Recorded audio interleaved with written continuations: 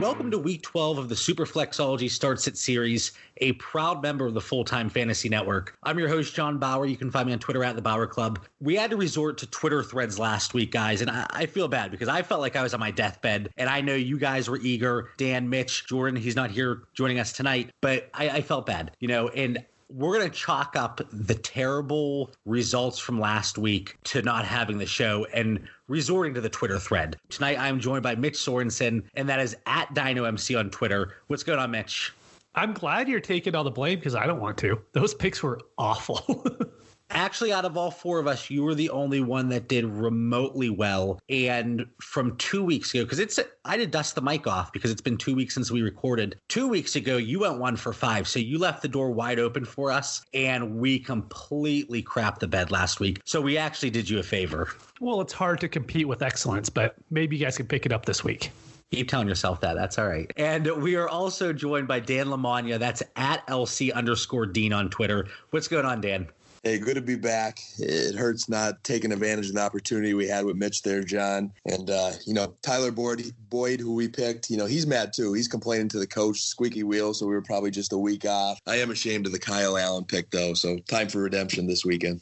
The one that hurt me the most, I'm glad you brought up, Dan, it was Tyler Boyd, because not only did, I want to say we brought it up on the show, but we included it in the thread on Twitter, and I was tweeting about it all Sunday morning that, I'm seeing all these start-sit questions, and Tyler Boyd is involved. You should not even think about benching Tyler Boyd. Well, we all should have benched Tyler Boyd. I love the matchup. It just didn't pan out. Unfortunately, Jordan will not be joining us tonight. He is at a comedy show, allegedly. But it's not funny, guys. We already kind of talked about it. It's the picks from last week. We're going to do better this week. Week 12 is upon us. The regular season is wrapping up. Now, before we get into tonight's show and we start talking about our takes, I want to let everybody know that next week's Superflexology schedule will be a bit different than what we've been doing. Mitch and I are going to be doing the Dynasty show next Monday, releasing it Tuesday. That's the weekly fantasy football show. And it's going to be a little Thanksgiving theme. Everybody knows I like the themes. We did Halloween. Up next is Thanksgiving. And you better believe we'll be doing a Christmas one eventually. And we're going to be doing a thread instead of the show. So keep an eye out for that. Looking at the season-long scoring recap. And again, Mitch, you gave us the opportunity and we could not take advantage. Mitch,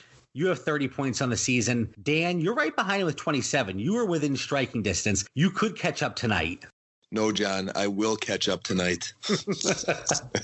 Very adamant about that. I like the confidence. I like it. And then bringing up the rear, Jordan and I, we are 5 points behind Mitch. We're sitting there at 25. Let's not waste any more time. Let's dive right into it. Mitch, we're going to start with you. Starts of the week versus the Fantasy Pros consensus rankings. Who do you have? Okay, I'm going to go with Jamison Crowder. Wide receiver 21 this week. In the last 3 weeks, he's averaged about 6 catches, 80 yards, and a touchdown. Now, I don't think those touchdowns are going to continue. He just has never been that huge touchdown guy, but he is getting about a 26% target share. This should be a pretty competitive game against the Raiders this week, and I could easily see him getting that 10 to 12 targets. So I think the catches and yards are a lock, at 6 catches for 80 yards again, and at wide receiver 21, I think that's still just a little bit too low for him. I love that take, and I don't know if people listening are too familiar, but last year I did a little bit of writing, and actually the first article I wrote about was Jamison Crowder, and I was touting his breakout season. Well, maybe I was 1 year too early because, the last few weeks, and even early in the season when Sam Darnold was healthy before he missed a few games, he was the go-to receiver, and he has looked fantastic. He's getting peppered with targets. Usually I go last, but because you went with Jamison Crowder, Mitch, I'm going to throw my take in there, and they're going to go hand in hand. I'm going with Sam Darnold at quarterback 15 at home against the Oakland Raiders. So if you're in a super flex league, Darnold's going to be rostered already. But if you're in a one quarterback league, especially if you were rolling with Patrick Mahomes, Kirk Cousins, Kyler Murray, or I don't know why, but Phillip Rivers, you need your week 12 bye week covered. Sam Darnold is only owned in 28% of Yahoo leagues, 12% of ESPN leagues. Mitch, the note I have here, I love Jamison Crowder this week, but I also love Ryan Griffin. And spoiler alert, I love Demaryius Thomas, who I'm going to talk about to wrap up the show tonight. Of course, he played the Giants and Redskins the last 2 weeks. Sam Darnold I'm talking about. And that certainly helps. But something else has happened recently that has helped out. And that offensive line has improved. Over the last 2 weeks, Sam Darnold is the only quarterback that's had, on average, at least 3 seconds to make a throw. Again, over the last 2 weeks. You're not going to see that anywhere else in the NFL. He has had time, and it's shown. He hasn't been rushed. The pocket hasn't been collapsing. And as a result, he's had 523 passing yards over the last 2 games, 6 total touchdowns, only 1 interception. I think that's something that we like to see, especially, Mitch talked about Sam Darnold a lot in the offseason from a dynasty perspective. And a lot of the season, it's been a little shaky, a lot of interceptions, but 1 over the last 2 weeks. He's a top 10 graded quarterback on PFF over that span. Quarterback 5 in terms of fantasy, going against the Raiders defense in week 12 that's given up the 7th most passing yards, 3rd most passing touchdowns, and they've only had 8 interceptions on the season, and that includes going against Rivers and Ryan Finley. Don't get me started on Ryan Finley, guys, but I love this matchup, and especially over the next 3 weeks, this Jets offense, a lot of opportunities. So again, Sam Darnold, quarterback 15, he's going to smash that. If you need a quarterback to stream in your redraft league, 1 quarterback, Yahoo, ESPN, pick him up. What are your thoughts, Dan? That is some deep New York Jets analysis there from both of you guys, man. There's some study in there. So you guys both just put the Jets on the map for me this week. And I definitely love hearing about Jamison Crowder. I'll start with a shameless Scott Fishbowl plug. My 10-1 squad is featuring Jamison Crowder. So, the fact that he's relevant and not injured here in week 12, I'm loving it. So I like your picks, both of you guys, but I'm going to go in a different direction for mine. A little bit of a homer pick here, guys, but this is a huge week with playoff implications, and Fantasy Pros decided to put my boy also on the Fishbowl squad, MVP Dak Prescott, number 10. I know what you're thinking. They're playing the Patriots. Patriots defense this, Patriots defense that. You're not going to see that game this weekend. I am predicting, if you go back to last year, remember that Patriots Chiefs shootout? I think you're either going to have a high-scoring game here, or New England's going to struggle enough offensively because they haven't woke up yet, where Dak's going to get plenty of opportunities. And that O-line is blocking lights out right now. And even if Gilmore contains Cooper, which is not easy to do, Gallup, Cobb, Witten, Zeke, Jarwin, they have so many weapons. MVP Dak here, who in his recent games, let me pull up the stat line here, 35 fantasy points a week ago, 30 the week before, 23 the week before that, and he's scoring versus Minnesota, good defense there. I don't think you stop MVP Dak. It's a statement game. He's tired of being disrespected, and he's going to lead my Fishbowl squad and everybody who listens to this podcast. Dak Prescott this week, boys. Let me ask you. Top 4 finish. Top 4. Okay. All right. Let me ask you a question, though. So multiple times on this show, we have talked about the New England Patriots giving up a lot of rushing yards. Maybe not giving up, we talk about bend but don't break, not giving up the rushing touchdowns. But what are your thoughts, one, on maybe this being a really heavy dose of Zeke, or 2, that Dallas team is coming together. They're playing very well. Could it possibly be a very positive game script for the Cowboys, especially with how shaky that Patriots offense has looked? What if the Cowboys get up early? I really think it's going to be a heavy dose of Zeke. See Zeke going off. You could run on New England, but I think that for Dallas, that sets up play action. This is a different Dallas offense this year. They're passing no matter what. So I think if Zeke does do well, I just think that opens up the pass game. And I also think Dak runs. I think that's another factor this week. They're going to watch the film from the Ravens game, see the success Lamar Jackson had. I think you're going to see Dak run a touchdown in, as well as pass for 1 or 2 and get his 300 yards. And if you're looking at DraftKings, you're going to get bonus points for those 300 yards. So Mitch, Jamison Crowder, Dan, Dak Prescott, myself, Sam Darnold, Jordan, his right-in answer. And I like this one. And I think, Mitch, you might agree. I don't know about you, Dan, but Darius Geis at running back 31. And I'm actually going to dive into that a little bit later when we talk about our under $6,000 DraftKings plays. So I don't want to spoil that. Let's transition to the sits of the week. And Dan, we're going to start with you this time. So against Fantasy Pros consensus rankings, who are you sitting?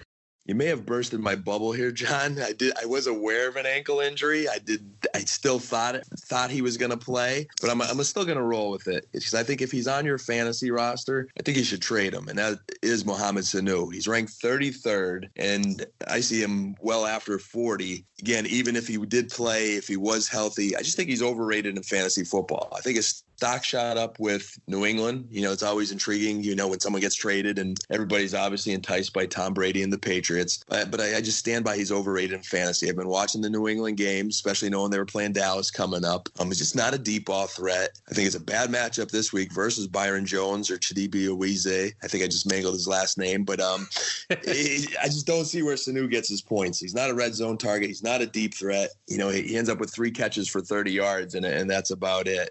So I'm going to stick with Sanu here. I'm going to roll the dice on the point, thinking he may still play because they need him this week. But for fantasy football, it's a no for me. Real life, good play by the Pats, but not for fantasy.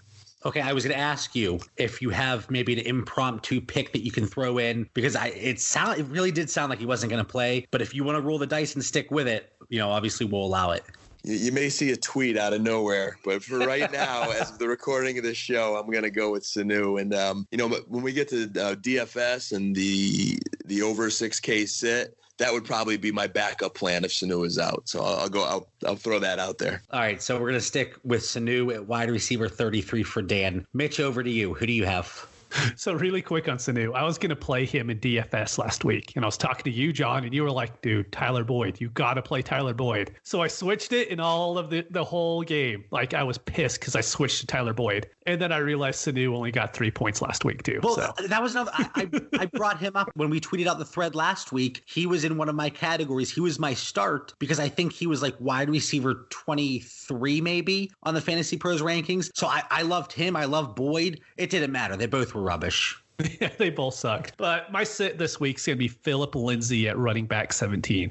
It's more about just the whole offense. Brandon Allen's going to be on the road against Buffalo. I would actually rather play guys like Bo Scarborough this week. I'd play Jonathan Williams over Phillip Lindsay. It's just not a good matchup for him. He's not getting a lot of passing work, and that Buffalo defense is just really good. And like Dan brought up with Sanu, I think this is the best time to try to sell Phillip Lindsay if you have him on a team, because redraft, you're just going to try to trade him because his schedule's a little bit tough. But in Dynasty, we are never going to see his value this high again. It can easily drop if they draft anybody, in that 2020 draft, or even if they just go pick up someone like Melvin Gordon. So I really would say trade Lindsay if you have him in anything, but definitely sit him this week as well.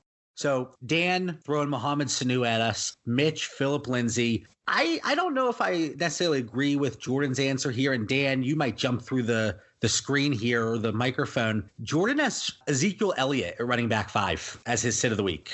I don't know what Jordan's thinking there. We might have to, remote in afterwards to the comedy club. We'll page him at the comedy club and say that we have, there's an important topic of conversation. It's Zeke being not, the top 5 running backs this week. It all comes down to touchdowns. We talk about the bend but don't break. I don't know how many times I've used that term to describe the New England defense this year, but it really does. I mean, I think he's going to get 100 yards easily, but if he's not getting into the end zone, running back 5 is going to be difficult to return on. To Jordan's point, the one thing I think everybody's wondering is why isn't Zeke breaking these long runs that he normally does? And I even haven't figured it out watching Dallas every week. He looks good for 3-4 yards a carry. And I don't know if, the line's not getting to that second level and blocking those linebackers well. He flashed a little bit on a screenplay towards the end of the last game, which kind of returned his value. So I'm still waiting for that breakout game. He doesn't look bad. He's just, for some reason, not breaking those big ones. Now you play a tough New England defense. If the game doesn't go well for Dallas,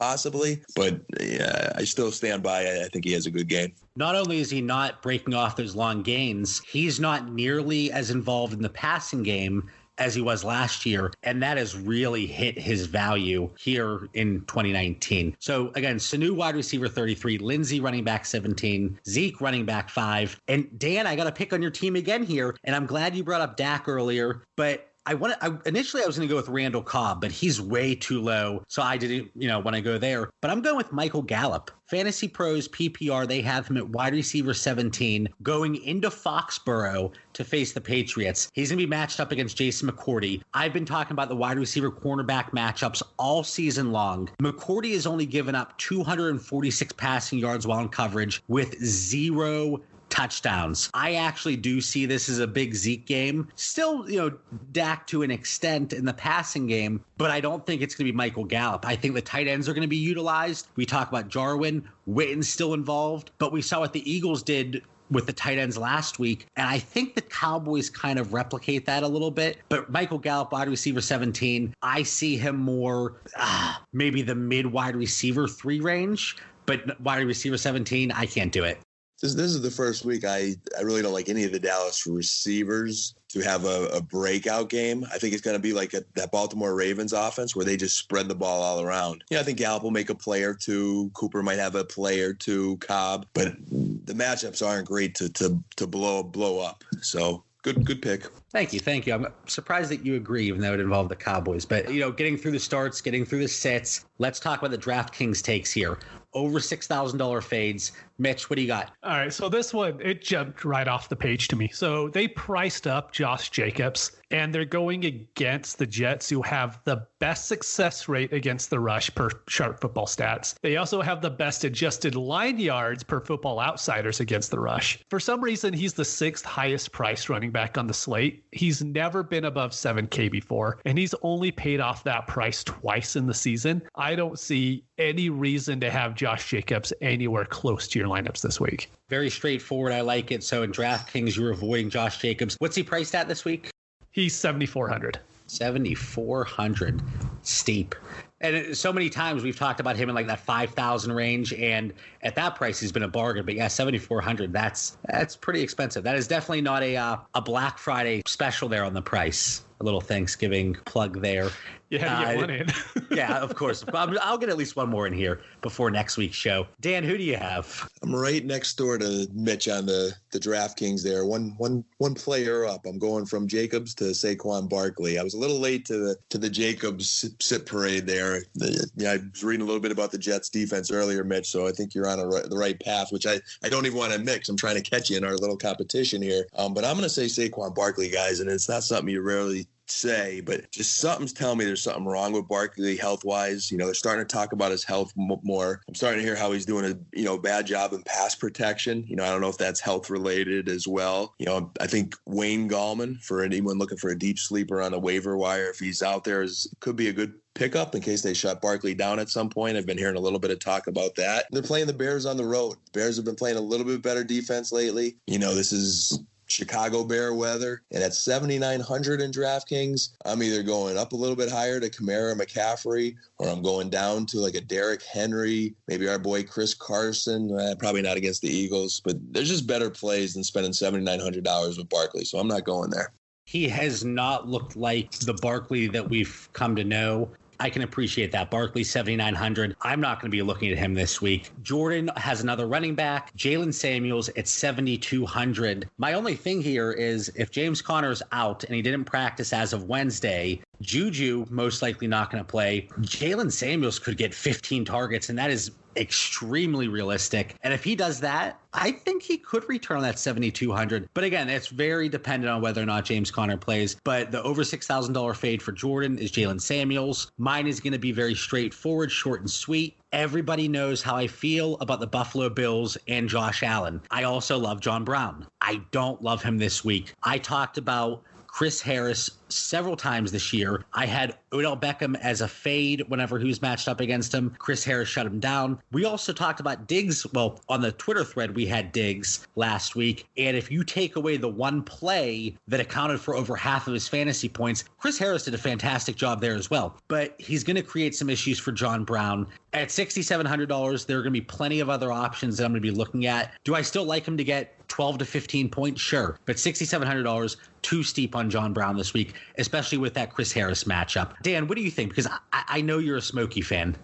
I am a Smokey fan, and he looked pretty good last week. But, to your point, matchups are key. And when you're looking for value in DraftKings, we highly advise not picking somebody that's going up against Chris Harris, who's one of the best corners in the NFL. So he'll get some points, Smokey, but this isn't the week to play him. Yeah, that one play against Diggs last week, it was the biggest play that Chris Harris has given up this season. He was right around the 250 yards given up on receivers he's been covering this year. So he's been a shutdown corner for the most part. And I think Josh Allen, he might shy away from that matchup. He's been much more patient, much more conservative in terms of not forcing the ball. I think it's 5 games without an Allen pick. And if it's going to continue, we might see him go other directions away from John Brown. So those are the over $6,000 fades. Dan, we're going to start with you here. Under $6,000 play on DraftKings this week. Hey, I'm going back to my Scott Fishbowl lineup, guys. Going to have a little fun with this tonight. And I'm going back to a guy I think you were hating on last week, John, but I like Miles Sanders at $5,000 versus Seattle. And if this pick tanks on me, I'm okay with that too, because I'm rooting for Seattle to beat the Eagles. There are playoff implications. This is a huge game for both teams. So I think you're going to see competitive football and a lot of scoring. Coach Peterson says he should have fed Miles Sanders the ball more last week, so he's having a little bit of remorse. There's still no Jordan Howard. There's no Sproles. And so at $5K, give me some Miles Sanders. I was very strongly against it last week, and it was crazy because you would think with no Jordan Howard last week, Miles Sanders would have been more of a bell cow, and he certainly was not that. But like you said, maybe they were a little bit remorseful, and they're looking to get that way this week, especially if Jordan Howard's out. Mitch, who do you have? Under $6,000 play. I'm going to Bo Scarborough. He signed with the Lions 2 weeks ago. He was only activated last Friday, and they gave him 14 touches right off the bat. And he got all of the red zone work as well. And if you're looking at Washington, they're a bottom 5 team against the rush this year too. So I don't see there being any reason why he wouldn't get another 15 touches. And if he's going to be the guy getting all of the red zone work at 4,200, that's really all you could ask for. And so I'm already have him locked in my lineup. So I asked you guys this earlier in the week. I said, how many times this season are we going to see somebody that's so chalky, just absolute bust? And Bo Scarborough, he could fit that mold again this week. The expectations are somewhat high with the role he'll have and the price. And would it surprise you guys if he goes out there and gets 6 points? We talk about all these chalky guys. And 2 weeks ago for me, it was David Montgomery against the Lions, actually. And I think everybody had him in their lineup. And he was just an absolute bust. So hopefully it kind of switches gears here. But I could see that play being a little bit chalky, especially at that price. What is he, 4,200? Yeah, he's 42. Yeah, so we'll see. And the Lions, we wanted it to be Carry On. We wanted it to be Ty Johnson. And now it's Bo. So apparently, Mitch, you trust in Bo. I hopped on Bo in a bunch of leagues last week, a lot of our dynasty leagues. So I'm going to send Mitch Bo offers after the podcast tonight. And just on a serious note, though, all these guys, I think everyone's trying to catch a diamond in the rough. And every year, I'm sure you guys have tons of stories that great free agent pickup that, won us the league. It hasn't happened this year. And, this week it's Jonathan Williams.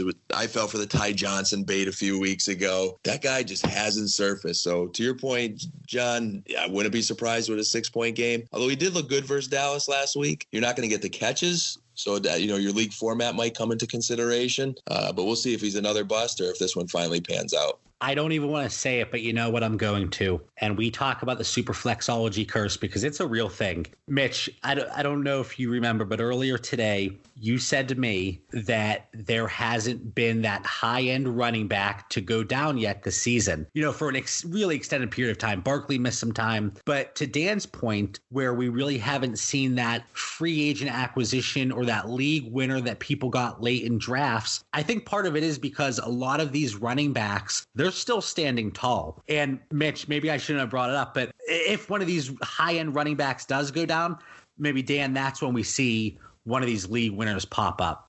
Yeah, there's some good handcuffs out there that your roster could have as far as handcuffs. The Latavius Murrays.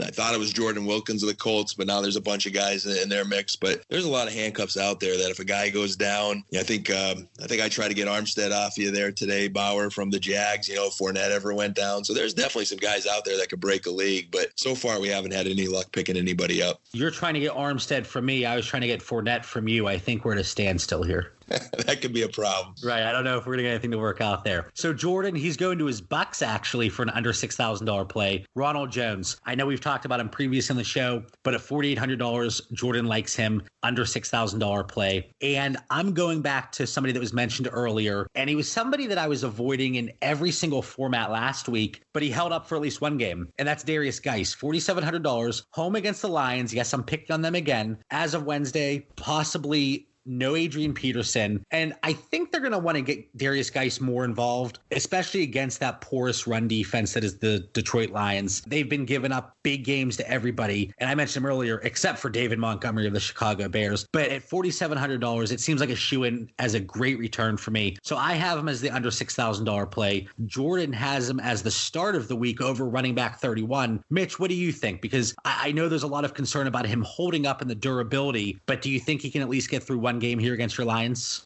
Yeah, one game. Sure. The one thing I do worry about is I don't know how much of that red zone work he's going to get. And it looks like Peterson was just off for a Veterans Day off today. And if Peterson plays, I still think he's going to get a lot of that red zone work. And Geis is still just going to be that utility back for the next few weeks. But at 4,700, the price is low enough to where you're even okay if he gets that 45-yard touchdown again, he's going to pay off the price. Right. We just have to bank on that 45-yard touchdown every single week, and we'll be fine. Yeah, it happens each week. No big deal. All right. So it's funny because when we go through the start, sits, the fades, the plays, it seems like we always stick with one position. And it's the same thing here with the under $6,000 plays. Miles Sanders, Bo Scarborough, Ronald Jones, Darius Geis, all running backs in that $4,000 to $5,000 range that we really like heading into week 12. Now, guys, let's hit on one here. Under $4,000 dart throw. You're strapped for cash. You spent up elsewhere. You need to really dig deep. Who's somebody that's going to break out this week? Under $4,000 dart throw. Who's going to return on the price? Mitch, let's start with you. And we got to get one, guys. We got to get at least one. All right. So I saw Jordan's notes for this, but I have the same guy that he does in Russell Gage. We've had him 3 weeks in a row now. Well, see, the reason why I picked him this week is he's failed the last 2 weeks. And I think this is the time to where you could go back to that underpriced guy whose situation hasn't changed at all. He's just underperformed for the last couple weeks. And this week he's getting that Tampa Bay defense that's absolutely atrocious with a little bit lower of an ownership at 3,900. I figure why not? I do think he's going to be under-owned this week because of what he's done the last 2 weeks when he was hyped up. And again, I stuck with him 2 weeks in a row. And Dan, you and I were laughing last week on Twitter. He got that touchdown and I tweeted like, welcome to the Gager zone, because I think I'm so clever. And then about a minute later, it was called back and I had to revoke my tweet. And I think, Dan, you had a victory lap and I think you might have even deleted it. Oh, so painful. The celebration was ruined. But yeah, if he holds on to that ball, we're in business. But he didn't. So, Mitch, you're going to the well another time, another super flexology, 3 times in a row. Russell Gage, 3,900. Jordan also has Russell Gage. Dan, who do you have? Well, first, I know after the show, I'm sending Mitch an offer with Bo Scarborough and Russell Gage. It's all coming together in my mind right now. But as far as my under 4K pick, I'm definitely thankful you didn't start with me here. You want us to hit on these picks because I am digging really deep here, guys. I am introducing a guy that I think 99% of America does not have. He'll definitely be no more than 1% owned in DK. But let me introduce Kadero Hodge, wide receiver of the Cleveland Browns. Watching the game last week, Troy Aikman, who doesn't do his studying like the super flexology boys, made a statement where he's had only a few catches this year, and then his counterpart corrects him and says, no, that's his first catch of the year. But Hodge looked good, guys. He passed the eye test, 2 catches for 51 yards. He was clearly taking over that role as a deep threat. The one that Callaway had before he was let go because all his issues. But Hodge looked good. He's their deep threat, and he's a mere $3,100. So if you want a dart throw that has a shot of hitting a long bomb and get a couple catches, he's number 3 in Cleveland, and they've got a nice matchup this week again versus Miami. I like that pick, and it's not only the long ball potential. He had a red zone target as well that I think there was a pass interference call. So Baker, it seems like maybe he's getting a little bit more confidence. I know, Mitch, you don't want to hear that, but I think it's true. And Hodge might be able to draw a very favorable matchup with Landry heating up, Odell Beckham going against the Dolphins. It's a prime opportunity here. And yeah, one long deep ball. We've said it countless times, but he's going to return on that 3,100. And again, we stick with the same position. I have a wide receiver here. We've talked about Sam Darnold. We've talked about Jamison Crowder. I brought up Griffin earlier, and we talk about how weak that Raiders defense is, especially against the pass. They're a little bit better against the run, not great, but I have Demaryius Thomas at $3,800. And guys, are you ready for it? This is my stone cold lock of the week. It's a JBG. Last time I threw a JBG out, John Bauer guarantee, it was Devontae Freeman, and he hit on his price. So it's coming back to Demaryius Thomas, $3,800. He has been averaging right around 70% of the snaps on a weekly basis. In 7 games with the Jets, 5 targets 5 times, 9 targets 3 times. I think this has sneaky shootout potential. These offenses, they could get going. Defenses, not fantastic. One of the worst pass defenses against wide receivers in the slot and outside are the Raiders. It doesn't matter where you line up against them. So again, my stone cold lock of the week, Demaryius Thomas, $3,800. And then we had Russell Gage for the 3rd week in a row. We're going to let him fool us one more time. And then Hodge from Cleveland, $3,100. All right, boys. Week 12, regular season's wrapping up. Dan, closing thoughts for the listeners here.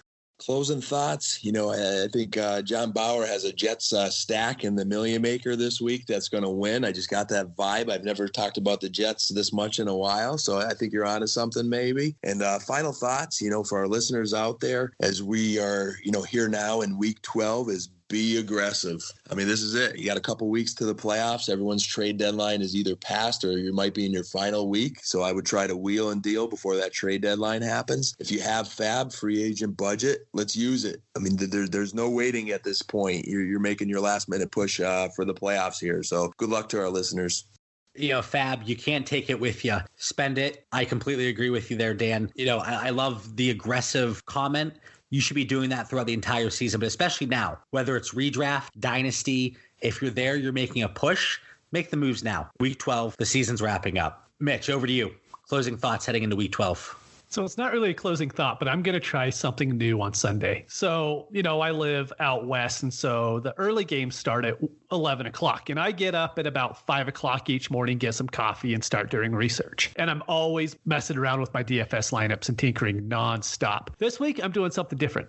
I already have my lineup locked in on Wednesday night. I'm not going to touch it. I don't have an injury guy, so I don't have to worry about a guy being injured and being out, as long as he's not named Robert Woods. So it's going to be locked. I'm not going to touch it. I'm going to enter it in the Millie Maker. And the next time we record the sit start shows here in 2 weeks, I'll let everyone know if this is actually a viable strategy to do. Just make it on Wednesday night and don't touch it. See, my issue with that, from speaking personally, every time I set my lineup, I also wake up early on Sundays, and it doesn't matter. I've told you guys, I'm not tinkering this week. I've tinkered every single time. So this week, I'm going the opposite way. I have not set a lineup, actually, and I'm going to be doing that Sunday morning, and hopefully I can get something locked in and be happy with it with no tinkering. But yeah, Mitch, let us know how that goes. Let's see if you can stick to that. I also have a closing thought this week. I don't always throw one in there, but from a dynasty perspective, if your trade deadline is not passed, and it shouldn't have, at least week 13, I think that's the earliest the trade deadline should be, but that's besides the point. If you're not contending, and I'm upset with myself because we did our rebuild strategy show. What was that, Mitch? A month ago or so. And one of the things I wanted to bring up, and I was so upset with myself because I didn't, if you are not contending, don't be afraid to make some moves for a few injured players, especially if a contender has them. So I'm talking about, and we spent so much time because I was complaining throughout this week to you guys, Austin Hooper, Matthew Stafford, even maybe a Kerryon Johnson if you can get a nice discount. Or, Mitch, this is why I asked you earlier, who are some guys with dynasty value that are injured? And you name drop Preston Williams. And I think that's a fantastic one as well. But it's something that I look to do every year when I'm not contending in whatever league I'm in, dynasty. And sometimes it just doesn't work out. So if you can't get that injury discount, I'm okay walking away from the situation, but at least you tried. And I'm a huge Office fan. So to quote Michael Scott, who quoted Wayne Gretzky,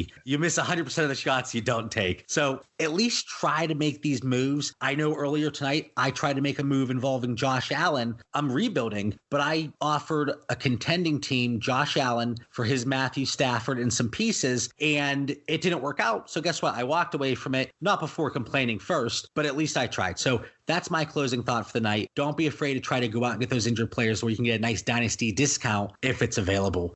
All right, guys, week 12 is upon us. Regular season, like we said, it's wrapping up, making that final push. Like Dan said, you got to be aggressive, make those final moves, make them count. Thank you for tuning into another week of the Superflexology Start Sit series. Find us on Twitter at Superflexology. Best of luck in week 12 and have a great night.